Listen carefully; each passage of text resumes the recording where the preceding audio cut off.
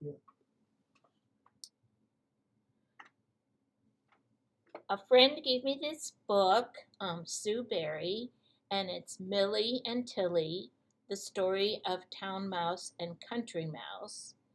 And we thought it would be fun to read for you so you can know the story and see the story. We love you very much and look forward to seeing you. So, this is the story of Millie and Tilly, the story of a town mouse and a country mouse by Kate Summers, illustrated by Maggie Neen. And Bob and I are going to read it. He says he can see it, so this is the title page. Here we go. Tilly was a mouse who lived in the country.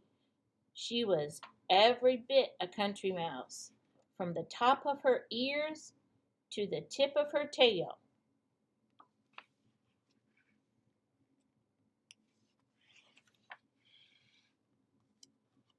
Only the sharpest eyes could spot her home. It was down a lane near a meadow.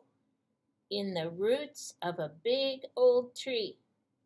See the little door right there for the house?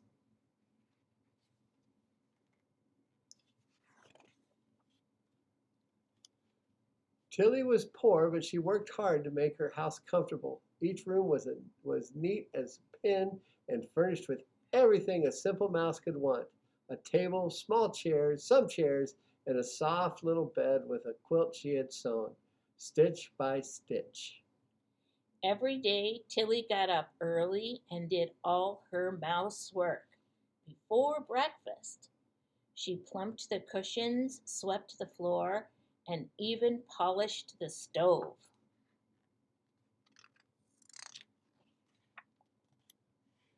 Tilly spent most of her days gathering food. It wasn't always easy finding enough to eat, but at harvest time there was plenty. She picked grains from the field, cherries from the orchard, and nuts along the hedgerow. And because she was a sensible mouse, Tilly filled her pantry with all these good things and stored them up for winter.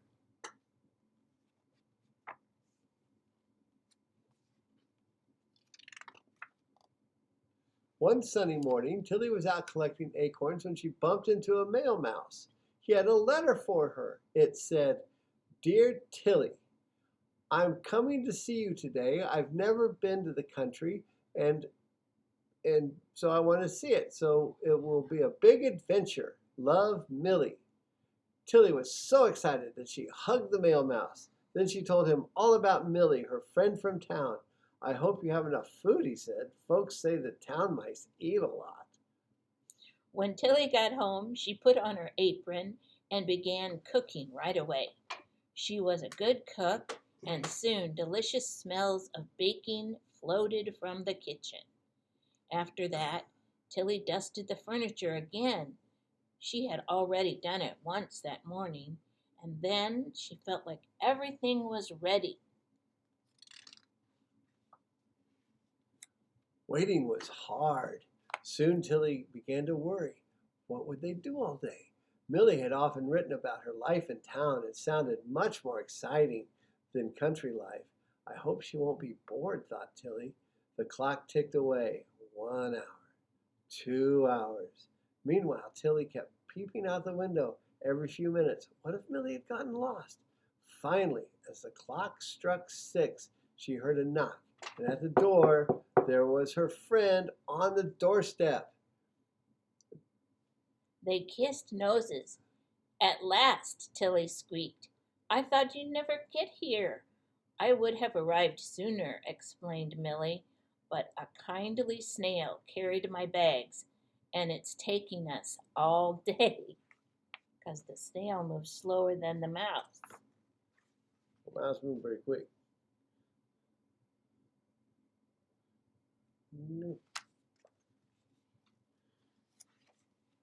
Millie was hungry after dinner, so the two friends sat down to supper.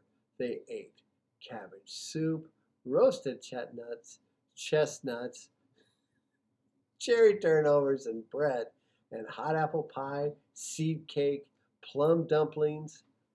Millie had a big appetite and finished every crumb. Do you have any cheese? She asked hopefully. I'm afraid not, said Tilly. Oh dear, no cheese, thought Millie, but she was far too polite to complain. That evening, the two friends stayed up talking way past bedtime. Then, since she thoughtfully had given Millie her bed, Tilly curled up in a chair and went right to sleep.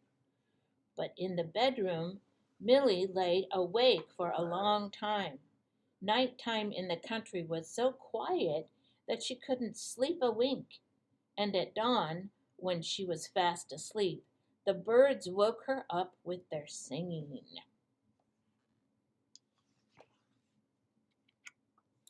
After breakfast, the two friends went to the meadow to pick flowers. Tilly planned to show Millie how to make summer nectar. We'll need lots of buttercups and a bunch of daisies, she said. While they were busy, a bee came along. It buzzed all around Millie's head. Millie had never seen a bee before. Go away, she squealed and ran.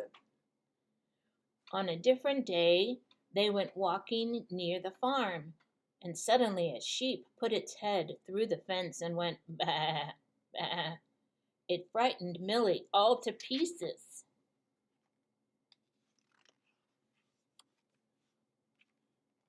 Tilly had tried her best to make Millie happy, but before long, very long, Millie was ready to go back to town. Come with me, she said. I live in a big house. We'll have scrumptious meals every day. You'll love it. Tilly had always wanted to see where Millie lived, so she put on her very best hat and agreed to go to town. They walked through fields and over hills. The sun went down and the moon came up. At last the friends reached town.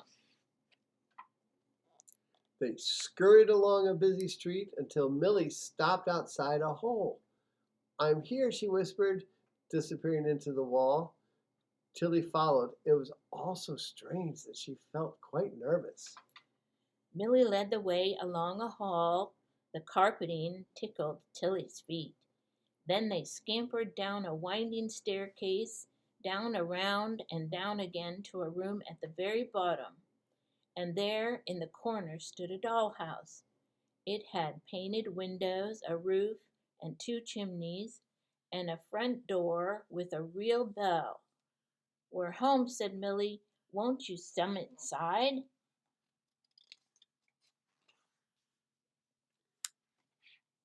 Millie showed Tilly all around her house. There were lots of rooms, and each one was beautifully furnished. The green room was for sitting in, and the red room was for dining. The blue room was for tea. There's the blue room. And Tilly peeped into the kitchen, and it was full of wonderful things, tiny pots and pans and spoons and dishes and everything a mouse cook might want. And best of all was a shiny new stove, the latest in town, with knobs that turned on and off.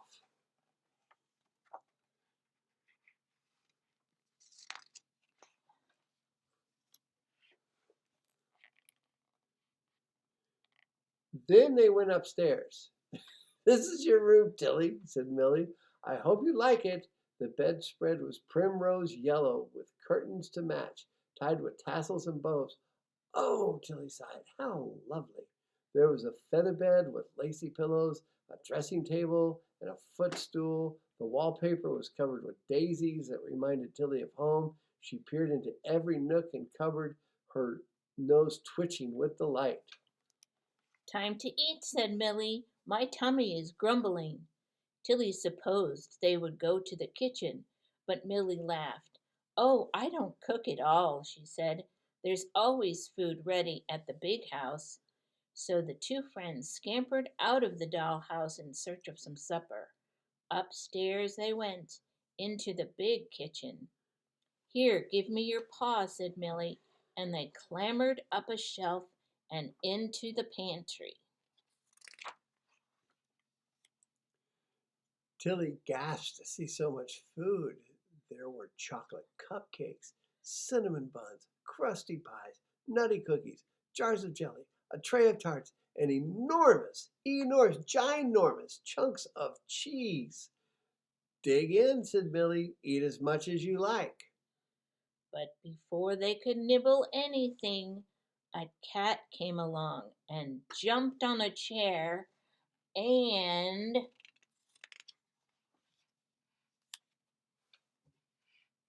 Sprang! The two mice leaped for their lives. They scurried along the baseboard with the cat just a whisker behind. Help! Help! Squealed Tilly, running like the wind. Faster! Squeaked Millie, racing down a passageway. The cat pounced and chased them all the way back to the dollhouse, but he couldn't get in. once they were safe inside the dollhouse, Millie tried to comfort her friend. You mustn't mind that old cat, she said. He often tries to catch me, but I'm far too quick for him. Cat and mouse games are not for me, said Tilly, sniffling. She began to cry. At least in the country, I enjoy my meals in peace. Millie had to agree, but she said, I risk getting caught every day, but town life suits me best. So the next morning, when the cat was napping, the two friends said goodbye. Right soon, said Tilly. I will, said Millie. We'll always stay good friends. Then Tilly ran all the way back to the country, made some hot chocolate, and Settled down in her favorite chair to think about her adventures. the end. We love you. Have a good day.